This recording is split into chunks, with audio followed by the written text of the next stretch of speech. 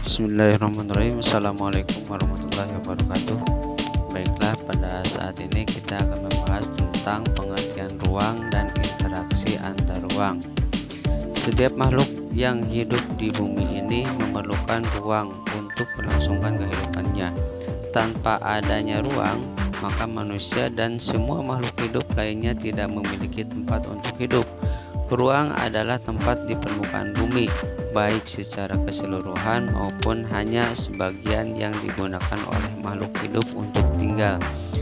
Ruang tidak hanya sebatas udara yang bersentuhan dengan permukaan bumi, tetapi juga lapisan atmosfer yang terbawah yang mempengaruhi permukaan bumi. Ruang juga mencakup perairan yang ada di permukaan bumi, misalnya laut, sungai, dan danau, dan di bawah permukaan bumi, misalkan air tanah, sampai kedalaman tertentu. Ruang juga mencakup lapisan tanah dan batuan sampai pada lapisan tertentu yang menjadi sumber daya bagi kehidupan. Berbagai organisme atau makhluk hidup juga merupakan bagian dari ruang. Dengan demikian, batas ruang dapat diartikan sebagai tempat dan unsur-unsur lainnya yang mempengaruhi kehidupan di permukaan bumi. Setiap ruang di permukaan bumi memiliki ciri khas tertentu yang berbeda antara suatu wilayah dan wilayah lainnya. Tidak ada satu lokasi pun yang karakteristiknya sama persis antara satu dan lainnya. Karakteristik inilah yang kemudian menciptakan keterkaitan antar ruang di permukaan bumi. Indonesia sebagai suatu wilayah di permukaan bumi juga memiliki karakteristik tersendiri yang berbeda dengan wilayah lainnya. Dengan adanya perbedaan karakteristik ruang di permukaan bumi, maka setiap ruang dapat memiliki keterkaitan dengan ruang lainnya.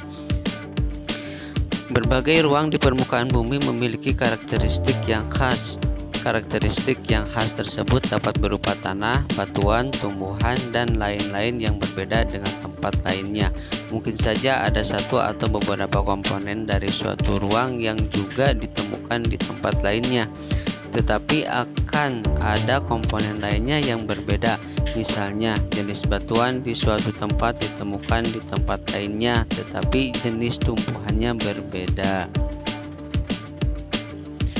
Perbedaan karakteristik ruang tersebut menyebabkan adanya interaksi antar satu ruang dengan lainnya, karena setiap ruang membutuhkan ruang lainnya untuk memenuhi kebutuhan hidup. Contohnya, wilayah pegunungan umumnya merupakan penghasil sayuran, sedangkan daerah pesisir menghasilkan ikan laut. Penduduk daerah pantai membutuhkan sayuran dari daerah pegunungan dan sebaliknya, penduduk dari daerah pegunungan membutuhkan ikan dari penduduk daerah pantai. Kedua wilayah kemudian saling berinteraksi melalui aktivitas perdagangan. Interaksi antar ruang dapat berupa pergerakan orang, barang, informasi dari daerah asal menuju daerah tujuan. Nah, ini menurut Bintaro tahun 1987, interaksi merupakan suatu proses yang sifatnya timbal balik dan mempunyai pengaruh terhadap tingkah laku, baik melalui kontak langsung atau tidak langsung. Interaksi melalui kontak langsung terjadi ketika seseorang datang ke tempat tujuan. Kemudian interaksi tidak langsung terjadi melalui berbagai cara, misalnya dengan membaca berita, melihat tayangan di televisi, dan lain-lain. Interaksi dapat terjadi dalam bentuk perjalanan menuju tempat kerja, migrasi, perjalanan wisata, pemanfaatan fasilitas umum, pengiriman informasi atau modal, perdagangan internasional, dan lain-lain. Interaksi dalam bentuk pergerakan manusia disebut mobilitas penduduk. Interaksi melalui perpindahan gagasan dan informasi disebut komunikasi. Sedangkan interaksi melalui perpindahan barang atau energi disebut transportasi. Nah, interaksi tersebut terjadi jika ongkos untuk melakukan interaksi antar daerah asal dan tujuan lebih rendah dari keuntungan yang diperoleh. Contohnya, seorang yang pergi ke tempat kerja karena penghasilannya mampu menutupi ongkos yang dikeluarkannya. Ada beberapa kondisi saling bergantung yang diperlukan untuk terjadinya interaksi keuangan, yaitu saling melengkapi atau complementarity, kesempatan antar atau intervening opportunity, dan keadaan dapat diserahkan atau dipindahkan, yaitu transferability. Nah, ini yang pertama yaitu saling melengkapi. Kondisi saling melengkapi terjadi jika ada wilayah-wilayah yang berbeda komoditas yang dihasilkannya. Misalnya, wilayah A merupakan penghasil sayuran, sedangkan wilayah B merupakan penghasil ikan.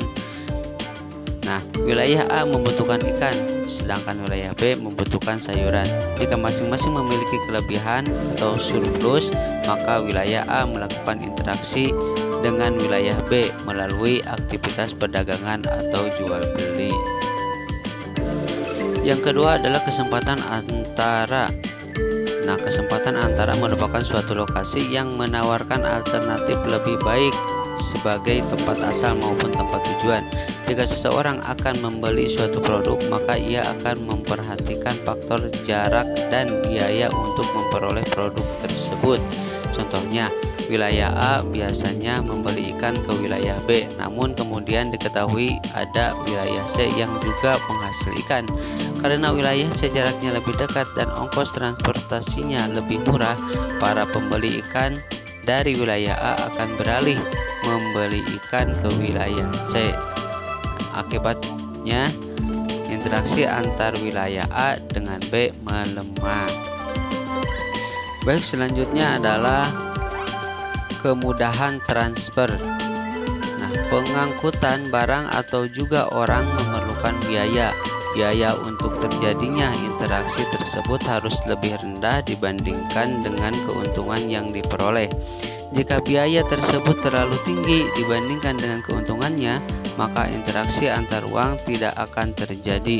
Kemudahan transfer dan biaya yang diperlukan juga sangat tergantung pada ketersediaan infrastruktur atau sarana dan prasarana yang menghubungkan daerah asal dan tujuan. Jalan yang rusak dan sulit untuk dicapai akan mengurangi kemungkinan terjadinya interaksi karena biaya untuk mencapainya juga akan lebih mahal.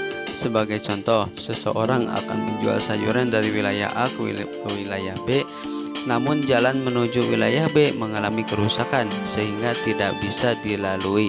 Akibatnya, orang tersebut tidak jadi menjual sayuran ke wilayah B. Nah, inilah sedikit pengertian tentang ruang dan interaksi antar ruang. Mudah-mudahan bisa membantu atau bisa bermanfaat. Terima kasih. Assalamualaikum warahmatullahi wabarakatuh.